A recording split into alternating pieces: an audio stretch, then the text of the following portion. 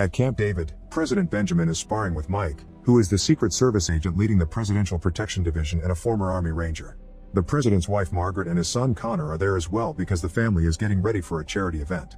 Mike helps them with every detail, proving he's a close family friend and not just an employee. When it's time for the event, it starts to snow heavily in the area.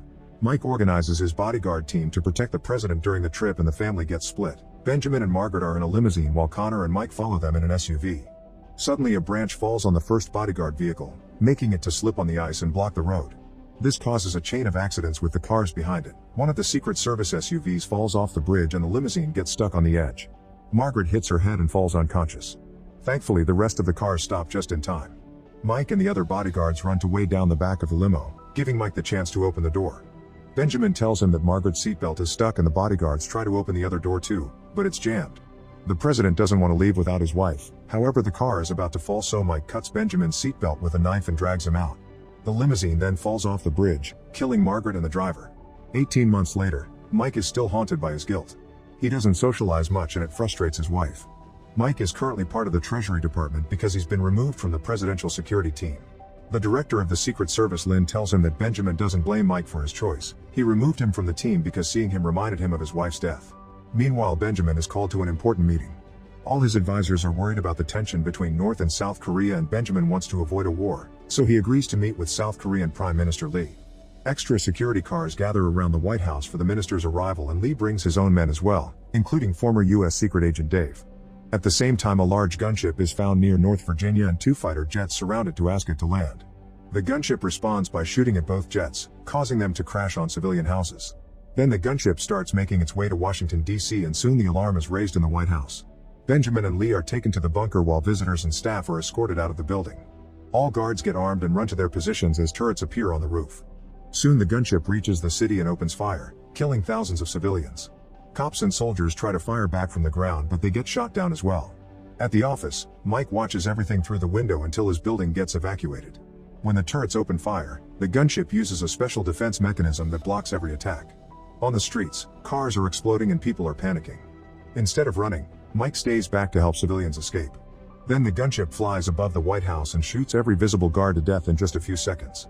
At that moment, an American jet arrives and shoots a missile strong enough to go through the gunship's defenses. The gunship is hit and catches on fire, slowly going down and hitting the Washington Monument before crashing on the ground. The monument breaks and falls down in big pieces, also killing civilians nearby. For a moment it appears to be over and Mike approaches the White House to check the damage. Suddenly a bus blows up and causes the cars nearby to explode too. All the curious bystanders run away in panic, but Mike notices two suspicious Korean men approaching the gate. He manages to shoot one down but the other one activates a bunch of explosives. The resulting explosion creates a gap in the gate.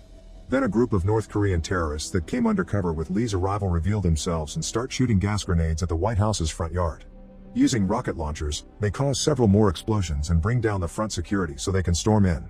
A fight ensues between the Secret Service and the terrorists, with both sides losing more and more people by the second. Even the dogs area released and get shot down as well. Mike joins the fight and kills as many Koreans as he can as they continue to advance. Suddenly a sniper appears to kill cops from afar with perfect precision. However, Mike sees her and shoots her in the head. The Pentagon sends military reinforcements and when they hear about it in the bunker, Dave reveals he's a traitor. He starts killing his former co-workers and Lee's men join him since they're terrorists too. A fight ensues but it's clear the Koreans have the upper hand and quickly kill most of the president's staff. Benjamin is punched and choked by Kang, the leader of the terrorist group. Outside, two trucks carrying more terrorists arrive while followed by the cops. In the middle of the chaos, Mike sneaks around and makes it to the entrance, only to watch an old friend die. Suddenly all the Koreans lie down and Mike sees it as a sign to hide. Unfortunately, the other agents aren't as fast, so when the trucks open their doors and the gunners open fire, most of the agents and the cops are shot down pretty fast. The few survivors go back inside and close the doors, but the Koreans blow it up with another missile. Mike runs inside as well and has to watch how two fellow agents are killed right in front of him. With no time for grief, Mike rushes to hide before the Koreans come inside to take over the building. They even bring another truck with plenty of weapons for the job. In the bunker, a Korean hacker takes over the computers and initiates the external lockdown. Gunfights happen in multiple corridors as the terrorists check every room and every corner to kill all the guards until there are none left. At the Pentagon, they lose contact with Secret Service and realize that the White House has been taken. Moments later the military is surrounding the building but they can't find a way in because of the lockdown. Reporters appear in the area too, spreading the news and worrying the whole country. Suddenly the Pentagon gets a video call from the White House bunker and they watch in shock how Lee is killed on the screen. Then the terrorists threaten to kill Benjamin too as Kang demands the soldiers to stand down, so at the Pentagon they have no choice but to obey. After the call ends, Dave tells Benjamin to raise his hands. When Benjamin refuses, a staff member is killed on the spot, so Benjamin cooperates to prevent another death. Then his hands get tied to the railing. On the roof, the terrorists take down the American flag and sends out a drone. Meanwhile, Mike sneaks around the corridors and finds the bodies of his former co-workers all over the place. After the lights go out, Mike bursts into the control room and quickly kills the Korean guard by stabbing him multiple times. Mike takes the guy's weapon and is furious to find a picture of Connor among them. Then he uses the confidential password to access a safe and retrieves a device that he connects to the computer.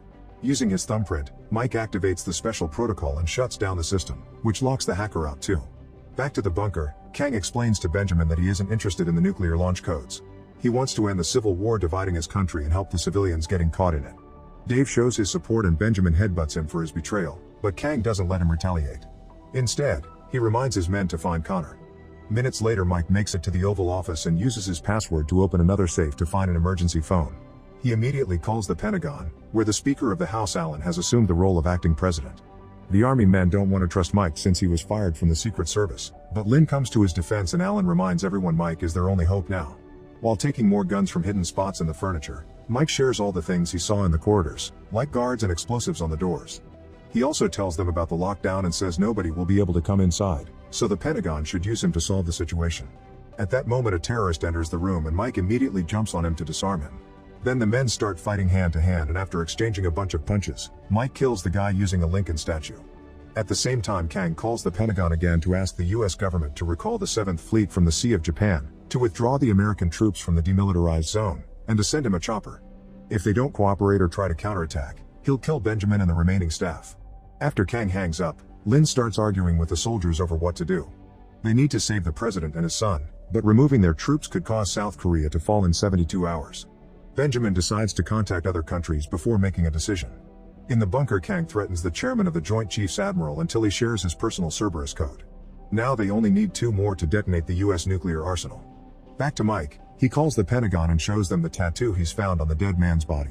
Alan and Lynn tell him their computers have detected that the first Cerberus code has been activated, but the only way to stop the process is changing the codes manually on the bunker's computer.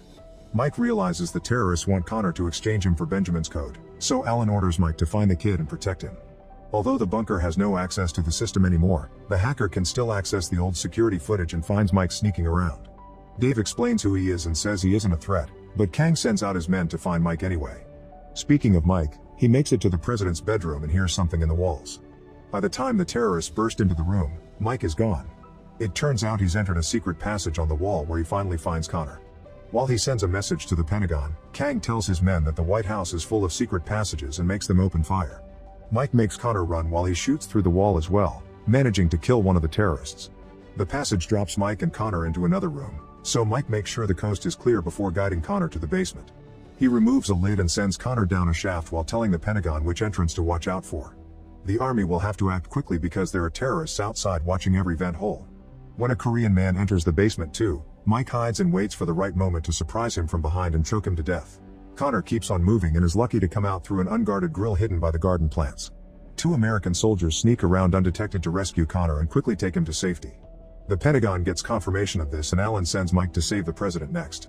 Then Alan appears on TV to tell the general population not to panic because they'll solve things soon.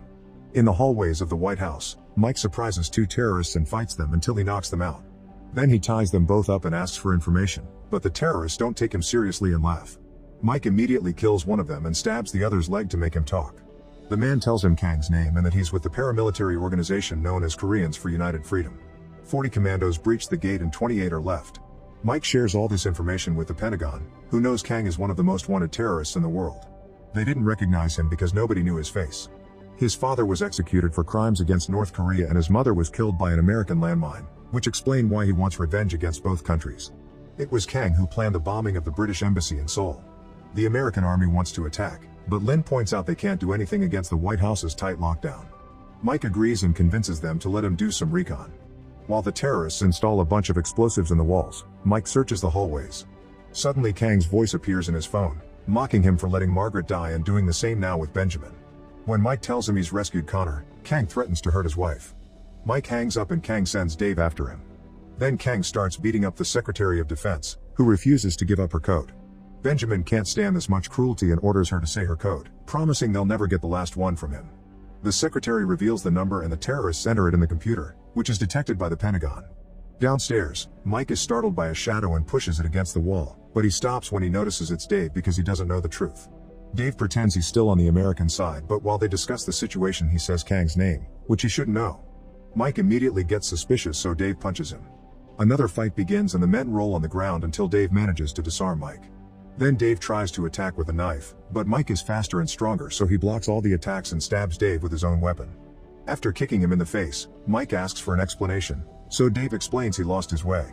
Mike offers him redemption by taking out his phone so Dave can call Kang to tell him he's killed Mike. Now Dave can die in peace, so Mike ends his suffering. Afterward, Alan tells Mike they're out of time to stop the nuke, so they send out multiple aircraft for an aerial attack. The hacker finds them on her own radar, and the guards on the lower floor receive orders to bring out the big weapons. Mike sneaks into the cargo room and discovers the Koreans have Hydra 6, a powerful next-generation weapon that was supposed to be American. However, the army leaders still refuse to stop the aerial attack. A few terrorists then enter the cargo room, so Mike starts shooting them down while keeping an eye on Hydra 6. Unfortunately, he isn't fast enough and the weapon goes out anyway. Hydra 6 shoots at a helicopter to make it crash. The other aircraft begin evasive maneuvers and shoot at the White House roof to try to kill the guards there. The American choppers aren't quick enough and several soldiers are shot off their aircraft. Inside, Mike finally manages to kill the last guard and runs upstairs after stealing a rocket. Meanwhile, Hydra 6 shoots another helicopter, which also crashes on the ground. There are only 2 left and Alan wants them to abort, but it's too late because these helicopters get shot down too.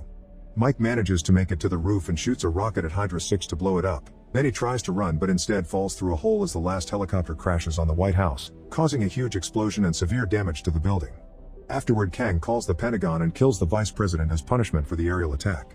He promises to kill Benjamin next if the Pentagon doesn't do what he requested, giving them 60 minutes to decide. Then Alan calls Mike to tell him they'll recall the troops, but Mike convinces him that it's a terrible idea, so Alan gives him 30 minutes to finish this before he gives out the order. Before going out, Mike calls his wife to assure her he's fine. Next, Mike calls Kang to tell him he's going down before blocking the bunker's comm system. A furious Kang and his men bring the secretary to the front door and make her walk out. Kang gets ready to kill her in front of the cameras, but at that moment a hidden Mike shoots one of the terrorists and distracts the group. While all the men are trying to fire back at him, the secretary runs ahead and is rescued by the army. Mike continues to kill terrorists, using a sniper rifle until he's out of bullets and changing to a small gun to shoot them up close. Unfortunately, Kang runs to hide in the bunker again, so Alan considers the fight lost. The 7th Fleet is called back and this appears on the news all over the world since it may mean a war blowing up soon. When Kang sees Alan has obeyed, the terrorists get ready to leave. Benjamin and the other hostages are chained up and dressed in black with their faces covered by bags. The terrorists dress like that too, so when they come out, the American snipers can't tell who is a good or a bad guy. The group leaves in the helicopter sent by the Pentagon, which barely gets to fly before it blows up. Everyone in the Pentagon despairs, thinking the president is dead. Mike watches the flames through the window and thinks it doesn't make sense, so he goes looking for Kang. His theory is correct because in the bunker Kang and his men still have Benjamin to use him as insurance. They hack the last code and activate Cerberus, programming the nukes to explode in their silos and destroy the USA. Then Kang detonates the explosives his men put in the walls earlier, which creates the perfect escape route. However, Mike is waiting for them there and quickly shoots 2 terrorists before jumping on the third to break his neck. Benjamin pushes Kang against the wall and starts fighting him for the gun, only for it to get accidentally fired.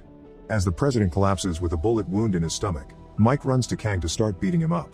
He manages to land a good amount of punches before Kang brings out 2 knives, only for Mike to block all his attacks and easily disarm him. With only 3 minutes left on the nuke countdown, the men continue to fight. Mike grabs one of the knives and tries stabbing Kang, who after some struggle manages to disarm him too. Kang pushes Mike against the wall and starts choking him, but when he looks away to check on Benjamin, Mike uses this distraction to hit his arm and bring him down. Once he's broken that arm, Mike grabs a knife and finally kills Kang. Afterward, Mike runs to the computer and follows instructions from the Pentagon to finally deactivate Cerberus. The sun is rising outside by the time Mike and Benjamin leave the building. Connor reunites with his father and Mike gets to hug his wife. Repairing the White House will take a while, but an American flag is soon flying again on the roof, and Mike is given back his job as head of the presidential security team. Make sure to subscribe and turn on notifications so you can watch more videos like this. Thanks for watching.